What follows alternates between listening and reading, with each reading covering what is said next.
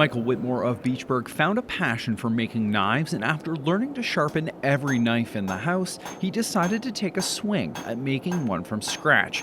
What followed would be a new passion that has now turned into a business. Michael tells us at the time a new show on the History Channel called Forged in Fire helped light the spark. So I originally started, I really like cooking, probably a chef, and I learned how to sharpen all the knives in the house. From that, then right around that time, Forged in Fire really hit big on History Channel. I started watching that and really wanted to start making knives. And as I started making my first blade, you see on my website, I have the hook that I made, the first one I ever made out of an old nail, and I was hooked. Like, it was super fun just being able to take raw materials and fire and a hammer, big block of metal like an anvil, and just start making things from nothing. It's really neat. And metal is one of the hardest things known to man. And it's literally like clay whenever you heat it up and hit it with a hammer. It's really neat. So yeah, I started that, and then for probably about 3 years was making knives and blacksmithing as a hobby.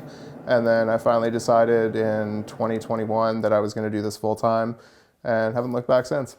The early days of getting into blacksmithing for Michael meant finding items that would just do the trick. Now, Whitewater Forge is armed with many key tools and devices that go into making all sorts of designs.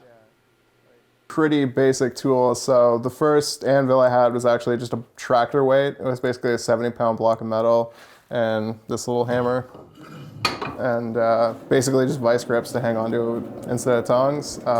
Now I've got quite a bit of tooling, a lot of which I've made and then purchased through other fellow blacksmith friends and other people within the blacksmithing community. So one of the most important things to have is an anvil, obviously. I actually have two now. Both are from the 1800s. And the blacksmith post vise is another one that's a really thing you kind of need to have. The regular vices are usually cast steel, and they'll break if you hammer on them.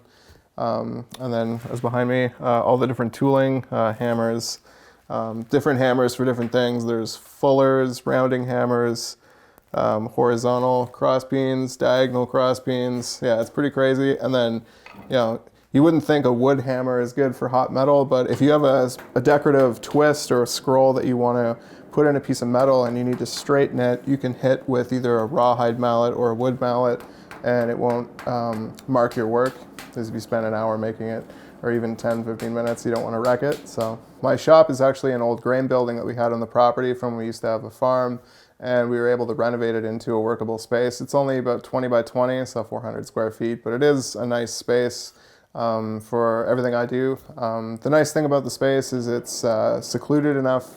I'm not in a major metropolitan area where there would be noise complaints. The blacksmithing community has always been very supportive, and along with that, some special projects have come up, including one for Remembrance Day. It's really one nice thing about the blacksmithing community. It's a very tight-knit community.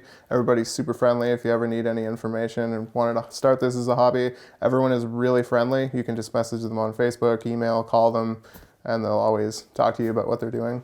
Yeah, so I was able to partner up with some friends, Steve Elliott from Elliott Blade Works and Justin Lowen from Valley Edge, and we were able to make a really nice Remembrance Day sculpture for the Renfrew Legion.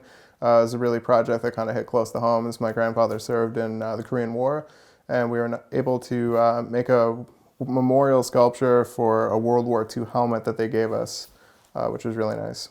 For more information about Whitewater Forge, you can visit whitewaterforge.ca. And for the most up-to-date on all the projects he has going on, make sure to like the Facebook page. Reporting for The Local, I'm Trevor Riley.